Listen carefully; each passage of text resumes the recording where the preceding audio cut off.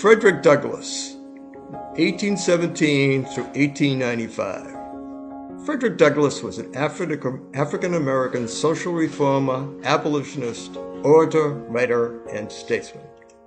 After escaping from slavery in Maryland, he became a national leader of the abolitionist movement in Massachusetts and New York, becoming famous for his oratory and incisive anti-slavery writings.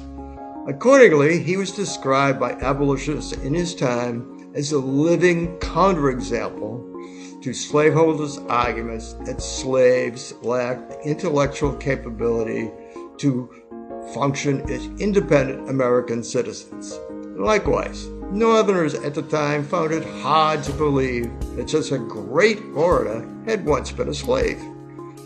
He delivered a famous Independence Day speech honoring the U.S. Constitution on July 5, 1852, entitled, "What to a Slave is the 4th of July."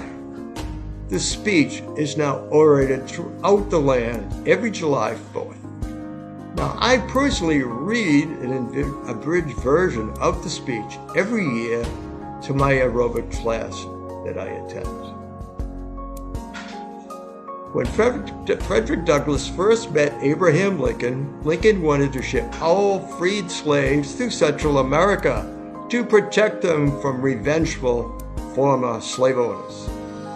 Douglass convinced Lincoln that black troops were needed to fight the war, and he also convinced Lincoln to eventually give them equal pay. As a result, on July 17, 1862, Congress passed the Second Confiscation and Militia Act, freeing slaves who had masters in the Confederate Army.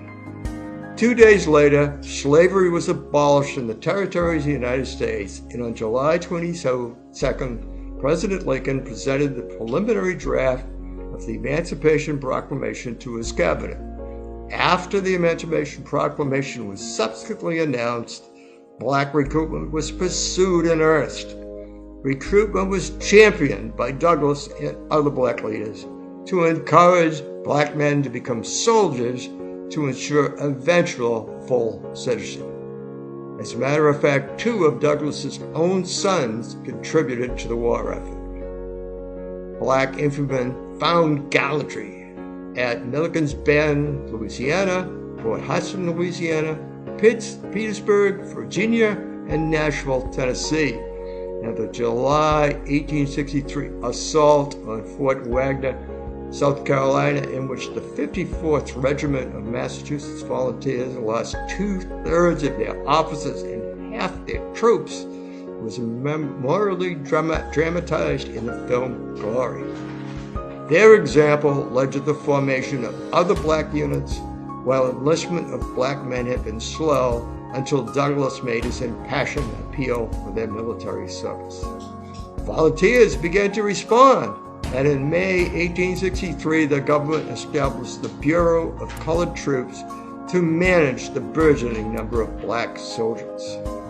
Ultimately, some 180,000 black soldiers served in the Civil War, largely due to Douglass's recruiting efforts.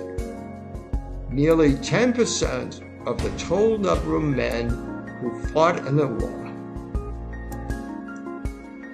30,000 black soldiers died serving their country.